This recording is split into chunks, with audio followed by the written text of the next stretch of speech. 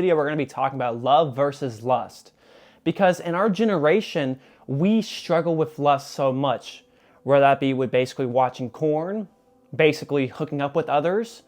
And it's so normalized in our society now that it's a norm. Dude, why don't you go do this? Why don't you go hook up with her? It'll make you feel better. Who has the high body count? Who can get the highest body count? No, that's middle school stuff, okay? Love is person-focused and lust is pleasure-focused. Because that's the thing. Whenever we're lusting, whenever we're hooking up with people, we're just doing it out of pleasure.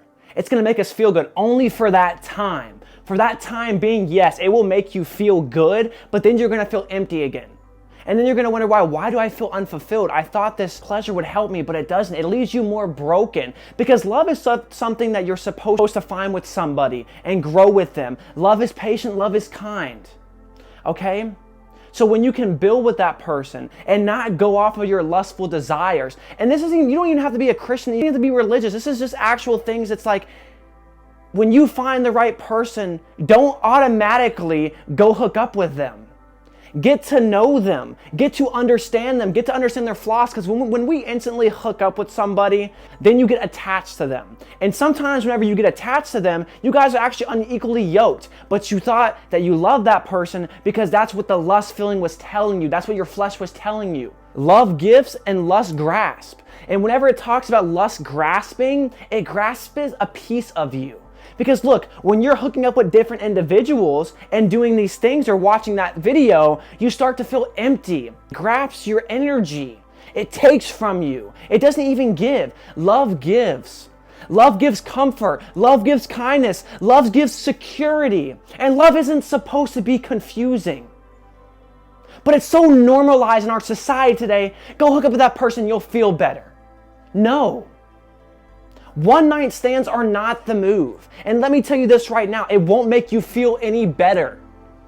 And that's what the enemy's telling you. Oh yeah, I'll feel better once I do this. I'll feel better once I release. No. And as a man, you should be on semen retention, especially if you're not married or you're not in a relationship.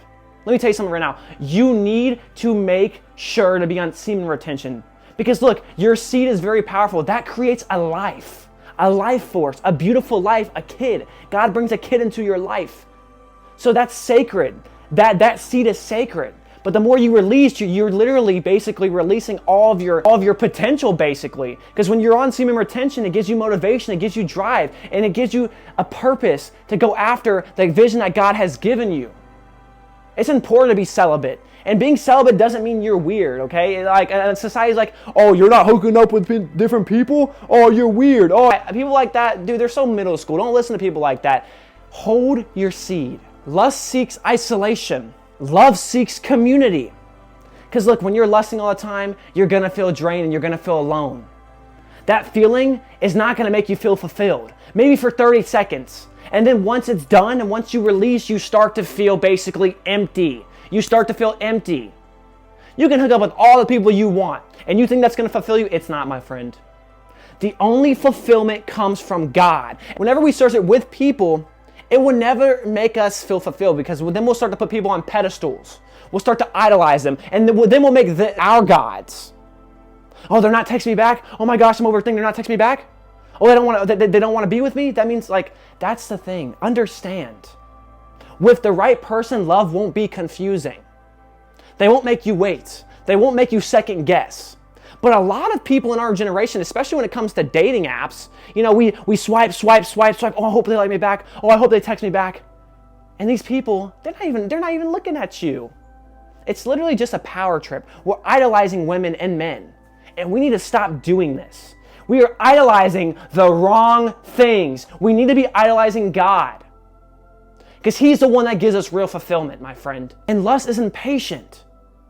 Love is such a very beautiful thing. And God makes us wait sometimes. But then we're like, why do I have to wait? Why do I have to go through this season of isolation? You have to go through the season of isolation to grow a relationship with God, to understand Him, to seek His kingdom. And that's when you can fully understand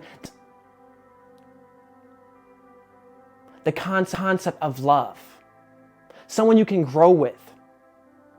Someone that you know on the bad days won't leave you stranded and will pick you back up because love is a 50-50 commitment. It can't be 50-10. It can't be 55. It has to be 50-50. Because the more that you rush it, the more that it will tear down. God makes it worth the wait. And then all the times of your singleness and your isolation, when you find that right person, you'll be like, you know what? God did make it worth the wait. I'm grateful I waited. And that's the thing. Looks can be very deceiving. You know, if you go for an Instagram model, they could have a heart of Goliath. Don't go based off looks. And we do that a lot. Go based off their heart and their kindness and the love that they give you. Okay? We often go off the hottest person ever. But let me tell you something. The hottest person ever could literally have a heart of Goliath and could have a terrible, terrible personality that treats you terrible. As it says in 1 John 2:15, love not the world, neither the things that are in the world. If any man love the world, the love of the Father is not in him. For all that is in the world, the lust of the flesh and the lust of the eyes and the pride of life is not of the Father, but is of the world. Because that's the thing. Whenever you love your lust more than you love God, you're going to become unfulfilled. You're not going to be happy because you're putting people on pedestals. You're idolizing different people. You're idolizing your flesh and your lustful desires and your lustful nature. Yes, we are going to have lustful thoughts. We are going to basically have these images that come in our head, but we have to keep our mind focused on Christ whenever we are dealing with this. Don't get mad at God when He isn't bringing you the right person right now. This is literally a season of isolation that you need to be in to grow and to develop. God breaks us down to develop us. That's why character development is so beautiful, because we cannot stay the same. We are imperfect and we need a Savior that saves us, and God provides that.